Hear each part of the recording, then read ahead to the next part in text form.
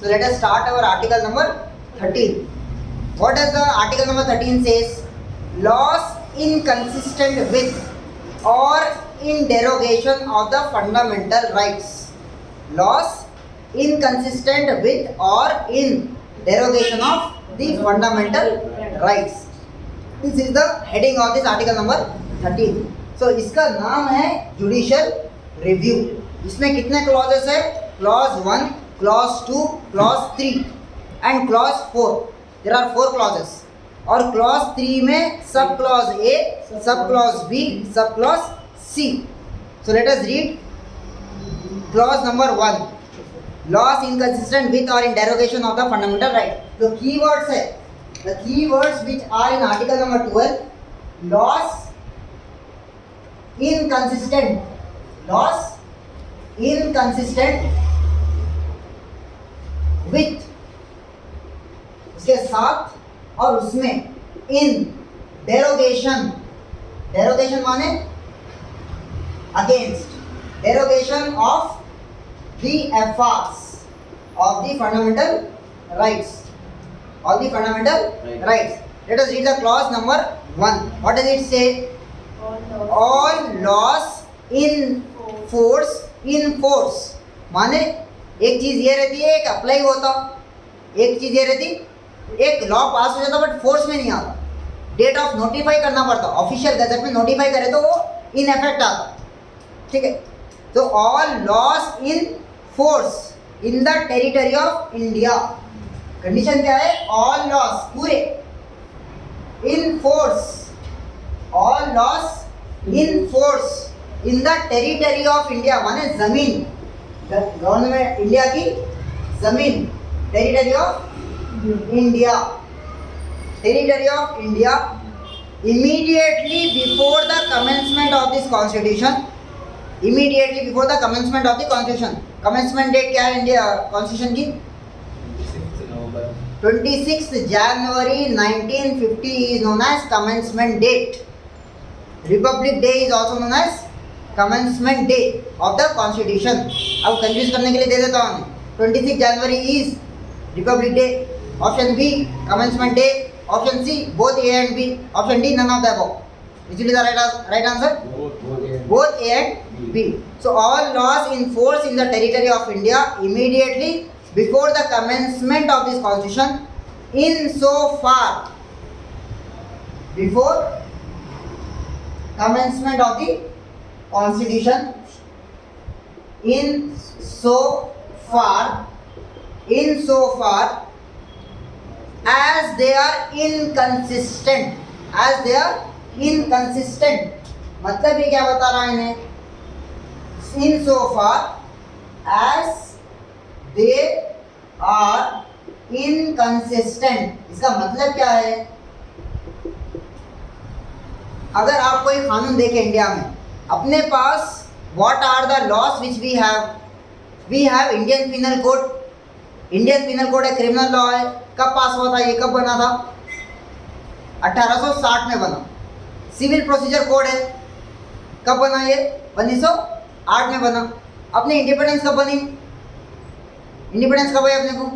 ये commencement date क्या है?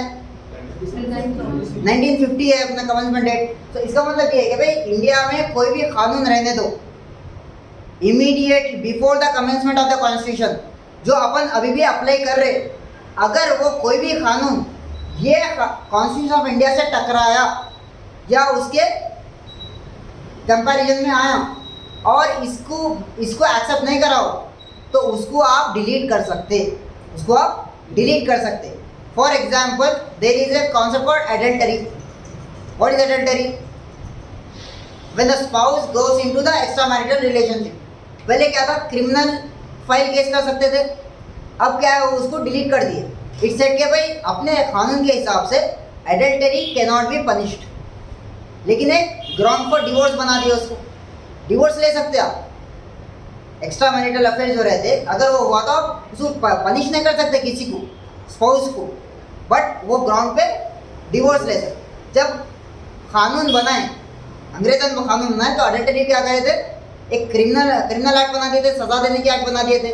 सुप्रीम कोर्ट 2 से 3 साल पहले ये बताया कि भाई अडल्टरी एक क्राइम नहीं है, लेकिन उससे अगर आप ग्राउंड ऑफ डिवोर्स ले सकते हैं आप, समझना। अगर कोई भी कानून जो ये कॉन्स्टिट्यूशन से पहले आया और इसके अगेंस्ट में खड़ा हुआ या इसके कंपैरिजन में कंपेयर कर रहे हैं आप और इसके मुताबिक नहीं है, तो उसको क्या कर सकते हैं आप, इन सोफा इनकंसिस्टेंट, उसके मुताबिक नहीं है तो with the provisions of this part, माने with the provisions of this part 12 से 35 तक, with the provisions of this part shall to that extent of such inconsistency be void. Shall माने extent of inconsistency, extent of inconsistency, extent of inconsistency be wide, be wide। समझना ना? इसका मतलब ये है simple. Clause 1 क्या बता रहा, इसका कमेंसमेंट डेट क्या है 1950।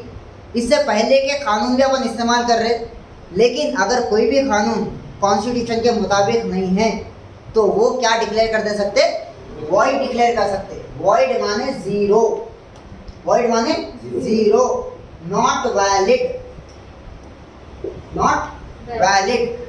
ऐसा वॉइड माने ऐसा हो जाता कि वो कभी एग्जिस्ट ही नहीं करता। समझ आ गया? इसको बोलते this is your article number 13। Article number 13 clause 1 की जिक्र करेगा। आर्टिकल नंबर 13 क्लॉज 1 क्लियर है point? Now come to the article number 13 clause 2. Please read article 13 clause 2. The state shall not make any law. अब state क्या है? बार बार state आया। What is state? The government, Parliament of India, the government, state legislature or local or the authorities, territory of India under the control of government of India. The state, parliament ऐसा कोई law नहीं बना सकती। The state legislature कोई ऐसा law नहीं बना सकती। द लोकल अथॉरिटीज कोई ऐसा लॉ नहीं बना सकती। The state shall not make any law which takes away माने वापस ले लेना, और abridges the law, abridges the rights conferred by this part. अब इससे एक क्वेश्चन आता, अब फंडामेंटल राइट है, राइट टू इक्वालिटी है, कैन आई से कि मेरे को राइट टू इक्वालिटी नहीं होना बोल के? क्या कोई इंडिविजुअल बोल सकता है भाई मेरे को नहीं होना बोल के? Can an individual give up their fundamental rights? No, an individual can not give up the fundamental rights. Why? Question आपको यस और नो नहीं पूछता हूँ, क्वेश्चन पूछता क्या इंडिविजुअल फंडामेंटल राइट्स नहीं दे सकता? व्हाई? बिकॉज आपको ये याद रखना है कि ये जो फंडामेंटल राइट्स है एज एन इंडियंस आपको दिए सो है। It is not given to individuals, they are given to you as a group. एक इंडियन जो ग्रुप है, इंडिया में कोई सिटीजन्स है, वो सिटीजन्स को दिए सो है, आपको इंडिविजुअली नहीं दिए सो है। क्लियर है पॉइंट? सो प्लीज लिख लीजिए, the state shall not make any law, shell not make any law, shell not make any law which takes away or abridges। या तो आप ले नहीं सकते वापस, और इसको आपके जो हक दे दिया उसको कट भी नहीं कर सकते, उसको कम भी नहीं कर सकते। एब्रिजेस माने कम करना या कट करना। The rights conferred by this part माने 12 से 35 तक, पार्ट 3 का। Any law made in contravention of this clause to the extent of this contravention be void. अगर कोई ऐसा लॉ बनाए will be declared as void. कोई भी कानून कोई ऐसा बनाए जो फंडामेंटल राइट्स के खिलाफ जा रहा, तो वो क्या हो जाता? Void. Will be declared void by using which article? Article number 13। Article number 13 इसको बोलते हैं judicial review. Judicial review, supreme court judiciary समीक्षा करके क्या ये देखते कि भाई क्या जो भी लॉ बनाए क्या फंडामेंटल राइट्स के अगेंस्ट जा रहा क्या, और या तो पूरा अगेंस्ट जा रहा तो पूरा कट कर देते, या थोड़ा अगेंस्ट जा रहा तो वो हिस्सा कट कर देते। समझ में आ रहा? इसको judicial review. This is your article number 13 clause 2। Now come to the article number 13 clause 3। Please read. In this article, unless the context otherwise requires, clause sub clause A. अब लॉ क्या है? What is law? What is law? कानून क्या है? कानून क्या है? Example of law बोलो, एग्जाम्पल बोलो। लॉ माने कानून। अब कानून में क्या क्या आता? Constitution of India gives you the what comes under law. Please read. Law includes any ordinance. Law includes any ordinance. O-R-D-I-N-A-N-C-E. Ordinance. O-R-D-I-N-A-N-C-E. Ordinance. Article number 123 for president and article number 213 for governor. Ordinance, ये बहुत ज़्यादा important है article. Article number 123 for president, article number 213 for governor.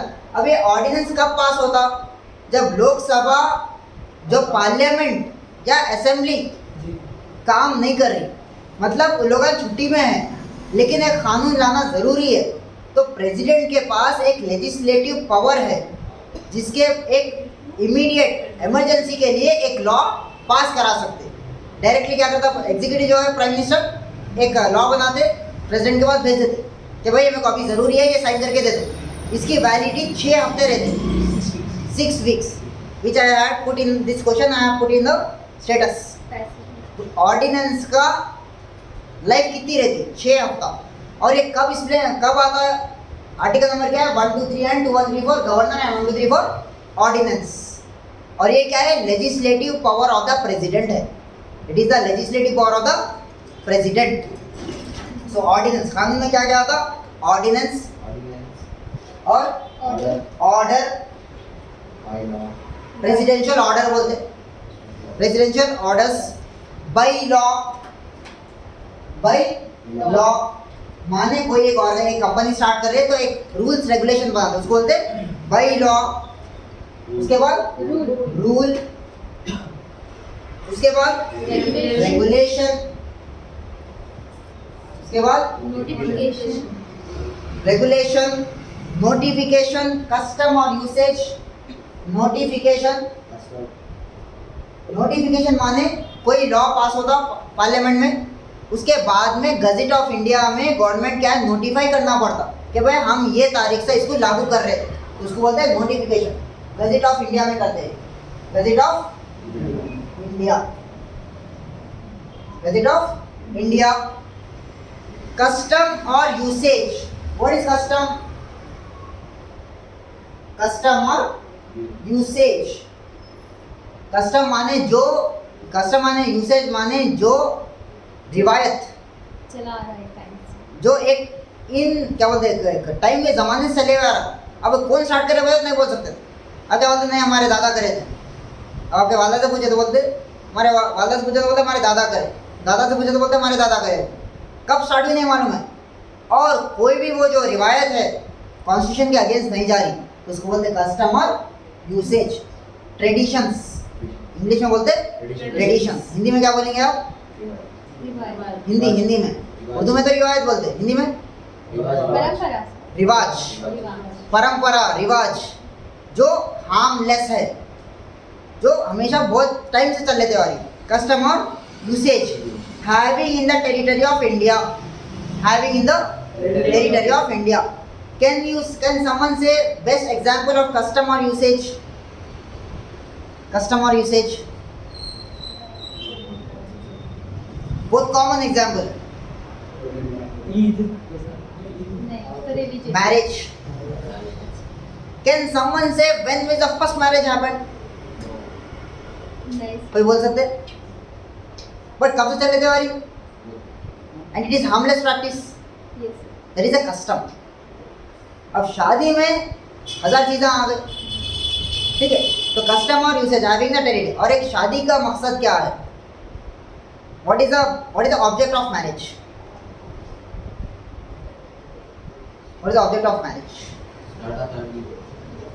That is a procreation. That is one of the, what you can say, that is one of the, but main object क्या है? The main object is the distribution of property. What are the legal heirs? The main object of the marriage is distribution of property. To identify the legal heirs. Legal वारिस जो रहते, that is the object of marriage, right? So, having the territory of India in the force of law.